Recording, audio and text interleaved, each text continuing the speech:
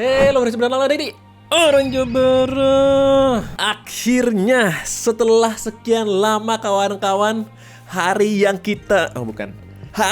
saya tunggu-tunggu sudah datang.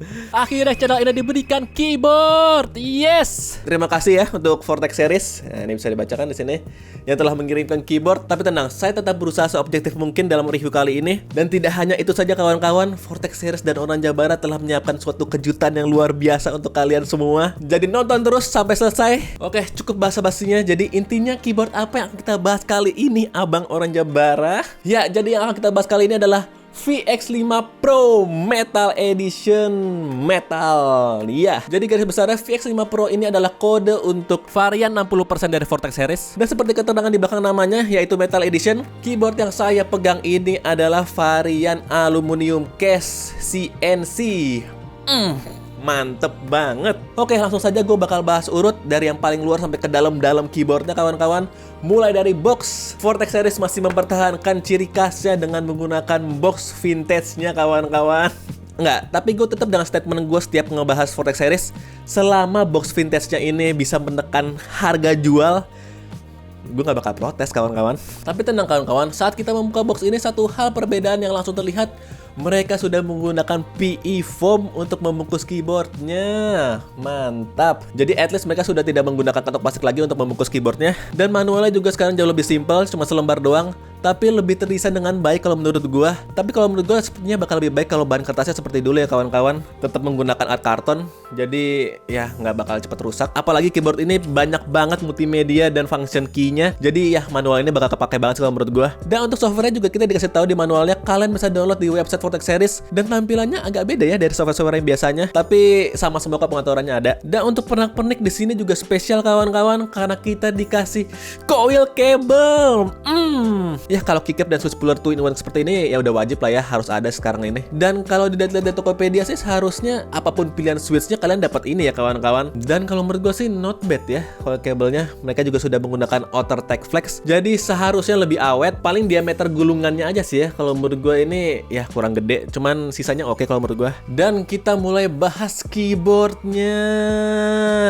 Aduh, seperti yang kalian lihat tadi, kita tidak dikasih dongle atau semacamnya karena keyboard ini tidak wireless kawan-kawan. Gue tidak terpengaruh sama sekali karena saya menganut kepercayaan anti wireless club. Tapi memang perlu dimengerti, fitur wireless itu dapat cukup signifikan meningkatkan harga jual kawan-kawan. Dan ya kapan lagi kita bisa merasakan aluminium case keyboard dengan harga semurah ini. Jadi still a win-win solution kalau menurut gua. Tidak lengkap rasanya kalau mereview keyboard 65% tapi tidak membahas sistem arrow key-nya kawan-kawan. Setuju nggak sih? Setuju nggak?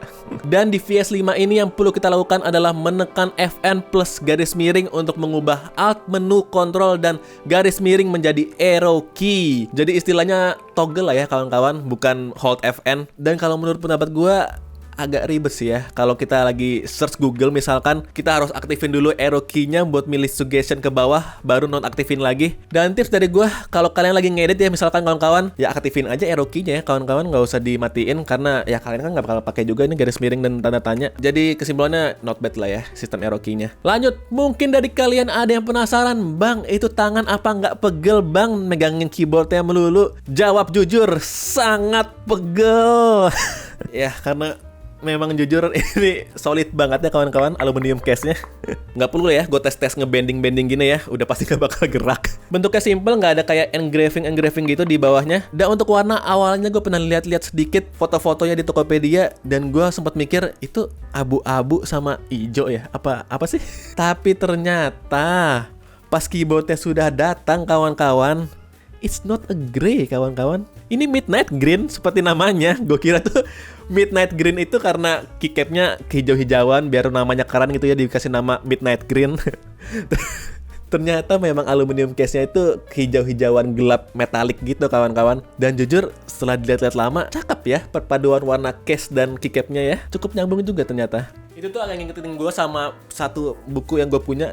Ini warna-warnanya kawan-kawan, perpaduannya. Dan ngomongin soal keycap, mungkin kalau kalian lihat dari atas kalian udah nebak-nebak, oh pakai XDA ya bang ya? Ya memang mirip, gue juga awal-awalnya mikir gitu. Tapi pas gue nyoba ngetik beberapa kali, gue baru nyadar kok ini ada tinggi rendahnya ya, tidak rata semua ya. Kok enak sih ya dipakai buat ngetik ya, biasanya nggak seenak itu kalau XDA. Dan ternyata mereka menggunakan CSA Profile namanya. Dan jujur gue nggak terlalu familiar dengan profile ini, tapi dari yang gue coba sih ya, feel ngetiknya itu hampir mirip dengan OEM kawan-kawan. Jadi kalau kalian mau keycaps yang rounded tapi feel ngetiknya masih nyaman, rekomendasi ya CSA Profile ini. Lalu interference nggak bang kalau not facing? Dari yang gue baca-baca sih seharusnya enggak ya, tapi karena gue belum pernah nyoba, jadi itu masih sebatas opini kawan-kawan. Dan untuk materialnya, keycaps ini menggunakan PBT double shot. Yes! Aduh, habis deh ini bakat list saya. Dan ya, ini pertama kalinya juga saya menggunakan PBT double shot dan no complain kawan-kawan. Typing feel dan sound gak jauh beda sama Dicep, tapi harusnya sih lebih solid dan awet sih ya printingannya, karena kalau double shot itu karakternya bukan printingan, jadi ya moldingan juga sama seperti keycapnya. Jadi intinya lapisan bawah dari keycap inilah yang nantinya akan mencetak legend dari karakter keycapnya. Masuk lagi ke bawah untuk stabilizer, mereka masih setia dengan upgraded stabilizernya. Dan karena GT6 yang gue pernah modding juga pakai stabilizer yang sama kawan-kawan, jadi gue bisa bilang ya stabilizer ini enak sih kawan-kawan selama dituning. Tapi kalau untuk stoknya ya di unit saya ini sih masih rattle ya kawan-kawan ya. Dan wobble-nya juga masih cukup parah. Untuk foamnya lengkap di bottom dan di plate-nya ada. Kami suka foam. Dan untuk aluminium case seperti ini penting ya kawan-kawan foam itu, karena kalau nggak pakai foam itu suaranya bakal kayak holo-holo kaleng gitu kawan-kawan. Lalu sebelum kita membahas switch-nya, ini juga satu hal yang pasti kalian suka. Keyboard ini sudah universal hot swap and south facing. Ya jadi yang masih bikin north facing di tahun 2022 terus dijual 900.000 sih, aduh parah sih.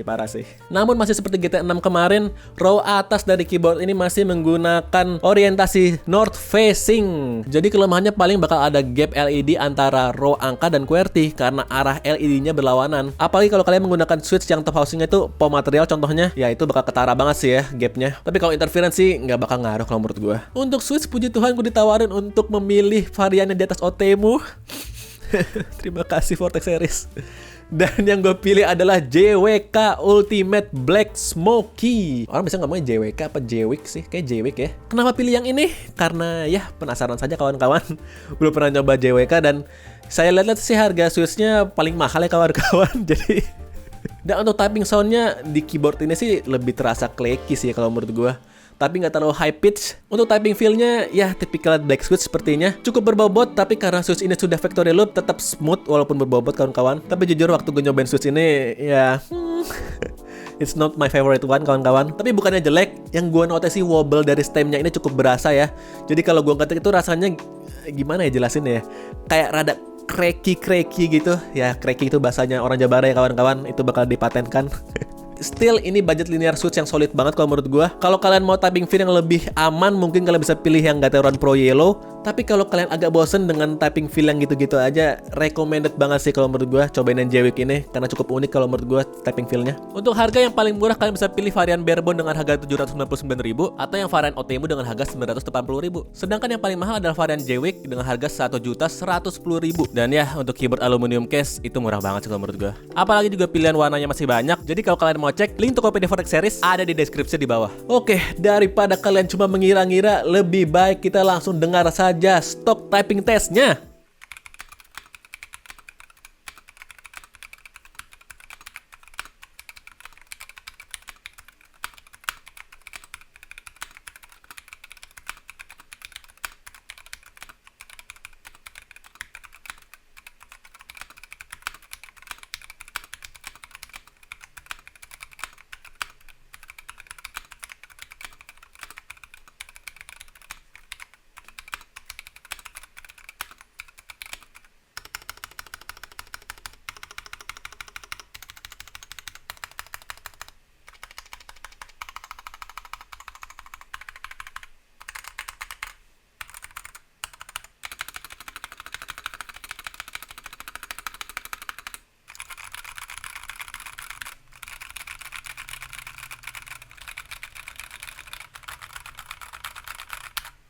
Ya, itu dia stok typing testnya. Apa? Masih kurang greget kawan-kawan? Ya, setuju sih saya. Oleh sebab itu, inilah saatnya untuk tangan dingin orang Jabara bekerja. Mari kita modding! sebelum kita mulai, gue masih tahu beberapa PR yang harus gue perbaiki dari keyboard unit gue ini. Pertama, ada satu baut yang ngelos. Lalu sepertinya switch dari row paling atas ini kurang terpasang dengan pas, sehingga ngegencet Eva foam-nya. Jadi kita akan perbaiki itu semua.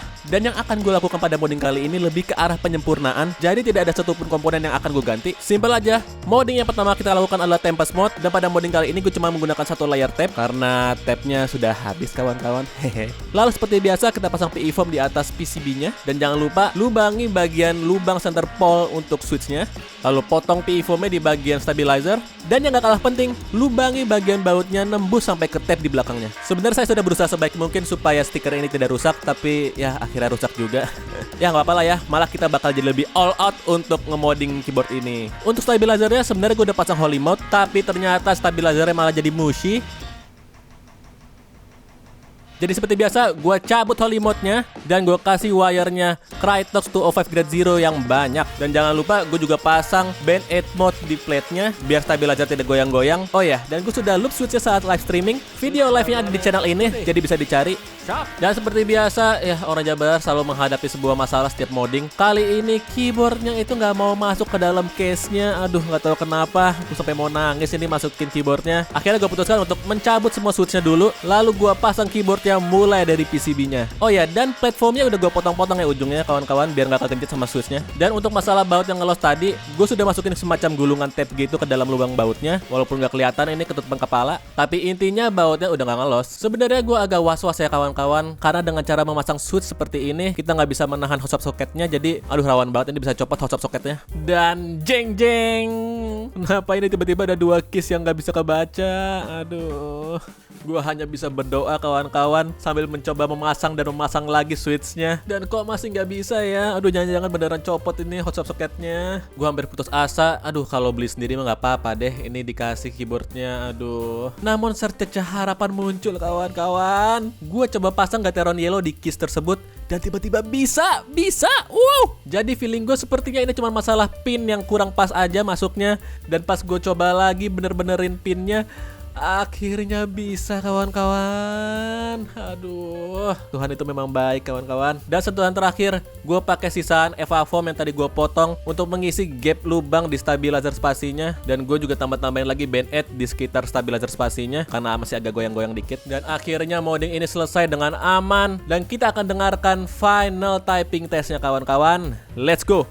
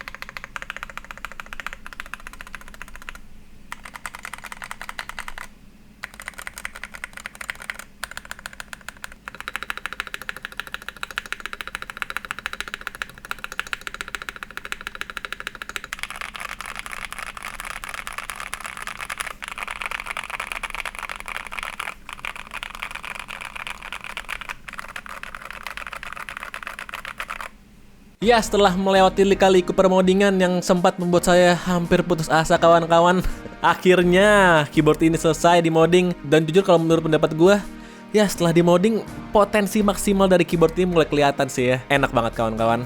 Oke, dan inilah waktunya yang kalian tunggu-tunggu kawan-kawan. Pertama kali di channel Orang Jabara kawan-kawan, giveaway keyboard. Yes, giveaway. Woo. Ya, sebenarnya ini juga salah satu mandat dari Vortex Series ya. Jadi keyboard ini boleh di giveaway.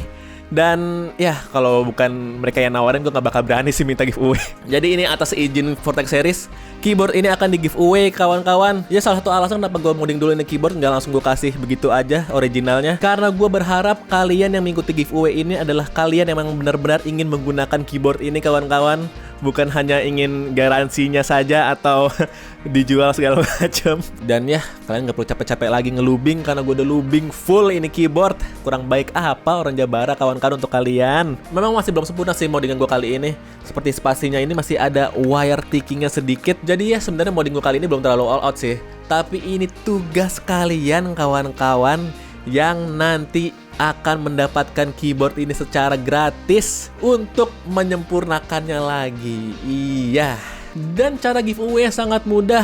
Gue juga ngerasain ya, gue sering ikut giveaway dan aduh males banget kalau giveaway-nya itu caranya ribet-ribet. Yang perlu kalian lakukan hanyalah mencari post ini di Instagram kawan-kawan. Dan cara-caranya ada di deskripsi post tersebut. Dan pastinya salah satu syaratnya adalah subscribe Orang Jabara ya kawan-kawan. Karena periode giveaway ini akan berakhir kalau Orang Jabara sudah menyentuh 1000 subscribers. Jadi selama Orang Jabara tidak menyentuh 1000 subscribers, keyboard ini tidak akan dilepas. Ingat baik-baik kawan-kawan. Nanti pemenangnya gue bakal undi dengan random picker komen di Instagram. Dan gue bakal cek-cek apakah segala persyaratannya telah kalian penuhi. Jadi jangan berbohong kawan-kawan, gue punya mata di mana-mana. Terima kasih sekali lagi untuk Vortex Series yang telah memberikan kesempatan untuk mereview dan meng-giveaway keyboard ini. Jadi sekian untuk video kali ini kawan-kawan. Bagaimana menurut kalian? Jangan lupa like, subscribe, dan komen. Dan jangan lupa juga untuk share ke teman-teman kalian ini.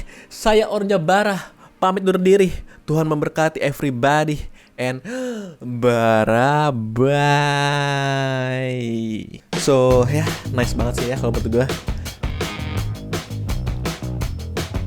Aduh,